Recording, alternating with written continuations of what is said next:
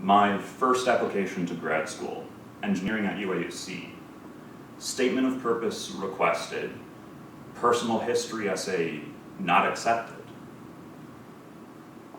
I've technical experience aplenty, fine, but since freshman year in 2009, my depression's voice has been the dominant factor. Where can I highlight that detractor? That I got a 3.2 the first time around, despite untreated depression. Any mental illness is purely a reason to reject you. Why take you when you've a known flaw? I strongly encourage you to reconsider acknowledging your psychological health at all. Then what of the holes in my resume? A 7-month job of inefficacy before they fired me? 2 years without coding out of admitted futility? 100 half-begun projects, starved of time as I wasted time, with a decade of unquestioning acceptance of my failure's inevitability?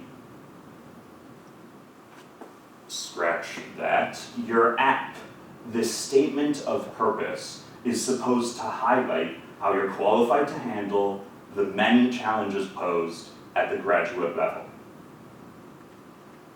I've years of experience managing what 50% of grad students face. I've won half a dozen fights with suicide. I can exploit its mistakes. I've trained for years to break its bonds. How is that not relevant?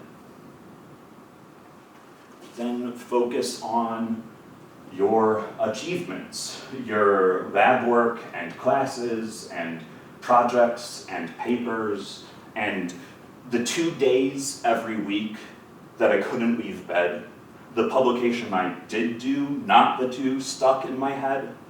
I never wrote a line of code without self-soothing with games. 3 summers of research, barely changing from PJs.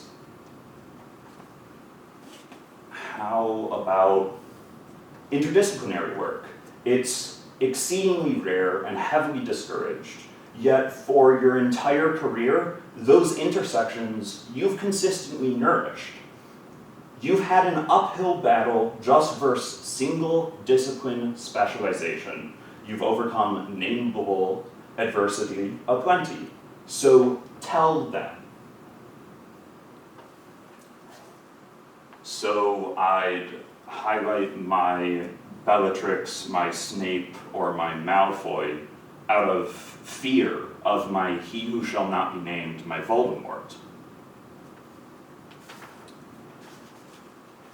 They ask about goals to give your study context, not woe, not bemoaning, but to know what comes next.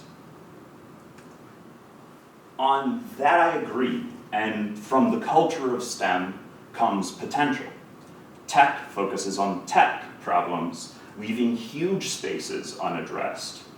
It's not sexy, so no engineer even tries to give voice to the oppressed. But your field has its focus. Problems have domains. Political battles just aren't the role of an engineer. Has uniquely powerful potential to live not in resignation to the painful truths of our world, but to actively work in opposition to them.